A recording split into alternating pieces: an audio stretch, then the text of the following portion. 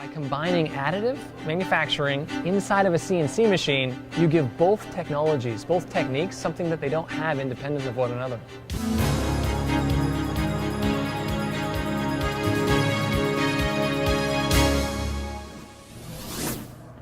Hi, I'm Amber Thomas with the Manufacturing Advocate. I'm here at the Additive Manufacturing Conference in Knoxville, Tennessee with Dr. Jason Jones, founder and CEO of Hybrid Manufacturing Technologies. How you doing, Jason? Great, thank you.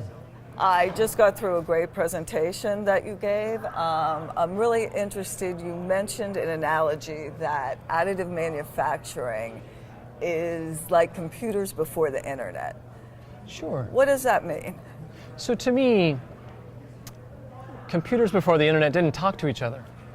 And right now I see additive a lot in the same way. You've got a lot of different additive techniques that are all self-contained boxes, and they don't integrate very well with downstream, even post-processing operations, or with each other. And I really think that as we go forward, for additive to really go onto a shop floor, we need to look at that architecture again and make sure they integrate better with upstream and downstream. So talk to me about the barriers to entry in the field. So there have been several studies done. One recently by one of the big four consulting firms was that people are reticent about quality. They don't have very trained, technicians, or that education is lacking. And I think just generally capacity overall. There's not that many, in particular the metals. We might get between 800 and 1,000 machines sold this year in metals 3D printing. And that's not a lot of machines when we look at hundreds of thousands of machine tools. So. Well, we first met when you won the first ever International Additive Manufacturing Award. And the technology that you won with married two technologies, actually, additive and subtractive. Right. It was a hybrid kit that fits on a CNC machine. Pardon my terminology. Absolutely, that's great. Tell me a little bit about how your innovation can overcome some of those barriers that we just talked about. So, if I could use an analogy, I was traveling a number of years ago in Slovenia, and it was at the main castle in Ptuj. And on the wall they had this map, and it showed the whole kingdom, and the king was expecting an invasion from the Turkish. And there wasn't capacity inside the castle to house everybody. They couldn't protect them. And as a result, on this map throughout the kingdom, they had circled or marked all the strong houses where people would be able to go and gather, and they would defend them from the Turkish. And to me, what we've done with additive is a little bit the same.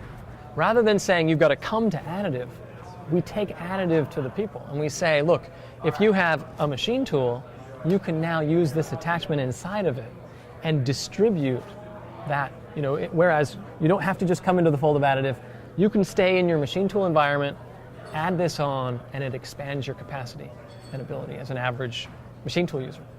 So you've been all over the world, I know, since you've won the award, and probably prior to that. I saw you a few weeks ago at the European Machine Tool Show. You've got offices both in Texas and the UK. How do you see the additive manufacturing technology being adapted and adopted around the world, and how does that compare to what's happening here in the United States?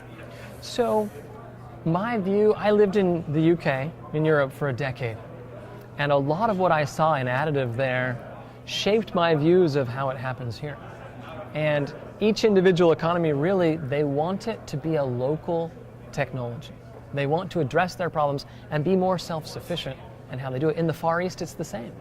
And so, earlier today, we listened to Dr. Lonnie Love, and he said, when we do it this way, that is with additive, China can't compete with us. And he said, likewise, we can't compete with China over there. And I think there's a natural desire for all of us to be more self-sufficient. And I really think that desire is what's driving some of this innovation. And what about, how difficult is it for small businesses, startups like your own company, to get involved in a new manufacturing technology, whether it's additive or anything else? Well, a lot of it's about capital investment. And so, like when we started, part of the reason we didn't buy a brand new machine tool or a brand new additive system is because there wasn't the free cash available to do it. So what we innovated was really shaped by our limited budget and presents now a new way to adopt additive without laying out the full cost of what historically you have to spend. So it takes innovative thinking, but it's entirely possible and the rewards are great. You know, in the United States, I feel like some of our manufacturing sector is risk averse, slow to adopt. Sure. How are companies, big and small, grasping the technology and running with it? Is there a long way to go still, or are we rapidly getting there? I think that we're slowly but surely getting there. And I cite that because to really get the full benefit out of additive, out of any new manufacturing technique, normally you have to plan and design around it. And so you have to go through these design cycles. And different industries have different lengths of design cycles. And it seems like it's the next design cycle, the next generation, the next, wave where people actually implement what they've been seeing for maybe several years or even 5 or 7. And then they're like, okay, now's the time we're going to get into it. Well, it does seem like the younger generations are leading the charge, first with the maker movement and 3D printing. Do you see that having an impact? Absolutely, a huge impact. And I've been able to observe, particularly in a university setting where I've spent some of my career, in my opinion, those professors and teachers who will identify talent in the younger generation and allow them to run with it and to discover, they make so much more progress than those professors that feel like they have to be the experts and they have to master it before they can share it with their students. And I think let the younger generation run with it. Well, when you bring up, universities, academia, and you also brought up Dr. Love and his work at Oak Ridge National Lab, where collaboration is truly key. Do you see that as essential to catapulting this technology forward, that collaboration between industry, academia, and government? Because government is where a lot of the funding is coming from. It is, and I think you have to get that three-way synergy to really make a difference. Nobody's an island, no industry is an island. And for a long time, even additive has been a little bit isolationist, largely just because it wasn't mature enough to be able to look, out and see everybody else. But I think we're coming now to that time. And I think this conference is a great example of that, where we really see mainstream manufacturing trying to weigh up, is it time to get into the additive game? And is it time to get into the additive camp? It depends on what you do. If you're in prototyping and design cycles and you're not using additive, I would say you're behind the curve. If you are now manufacturing with it heavily, then you're probably a little bit ahead of it. And then you have everybody in between. And the industry now for additive is at that inflection point where it's no longer solely focused on prototyping. It really is about what end-use parts can be made with additive. Can they be customized? What value add can you bring to this very flexible using this very flexible technology to customers? And hybrid manufacturing is obviously close to your heart. Is it the key also to a lot of the adoption of additive into mainstream manufacturing? Sure.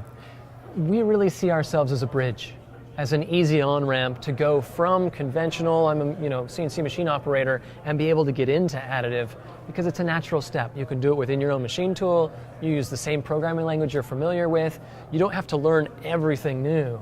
And so, to me, it's a little bit like the early copy machines. At first people would copy a single sheet of paper, and then pretty soon you empty the contents of your wallet, and you're doing all kinds of things you never originally planned with it. And that's what we're seeing with hybrid. People will start it for one thing, one little project to do this repair or that, and then once they have it, they're like, oh, we can do this and do that, and it's exciting to see people really take it fully on board and innovate on that platform. And hopefully it will continue.